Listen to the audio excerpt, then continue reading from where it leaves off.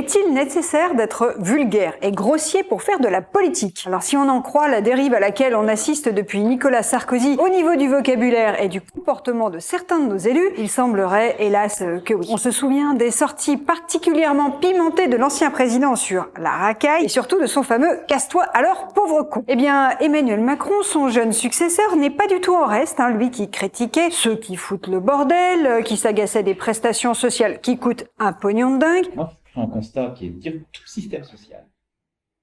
On met trop de pognon, on déresponsabilise et on est dans le curatif. Ou encore, pendant la crise du Covid, qui avait très envie d'emmerder les non-vaccinés. Parler un langage fleuri, parler popu, c'est une vieille ficelle de communication. C'est une façon de se montrer proche des gens, une façon aussi de se distinguer dans la masse des élus qui pratiquent la langue de bois, le langage technocratique. Une manière de montrer qu'on n'est pas déconnecté du pays au moment où beaucoup de Français ont l'impression que la langue politique est devenue une langue morte. Au sein du gouvernement, le champion, toute catégorie, c'est Gérald Darmanin, qui n'hésite pas dans ses interviews à dire qu'il ne légalisera jamais la drogue parce que, je cite, c'est de la merde. Le ministre de l'Intérieur se targue en privé d'être d'origine populaire, sous-entendu pas comme ses autres petits camarades macronistes qui feraient mieux, selon lui, de passer plus de temps au bistrot. Alors la dernière campagne présidentielle a été un festival en termes de langage familier entre Valérie Pécresse qui disait de Marine Le Pen qu'elle allait en bouffer ou de la même Marine Le Pen qui parlait de serrer le kiki sans même évoquer le superbe doigt d'honneur de l'ami Éric Zemmour. Pendant longtemps, pourtant, les politiques étaient vus comme des érudits qui utilisaient un vocabulaire riche et pointu.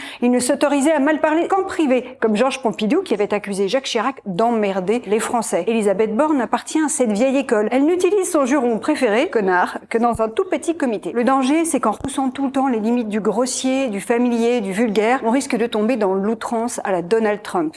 It's disgusting. I don't want to talk about it. No, it's too disgusting.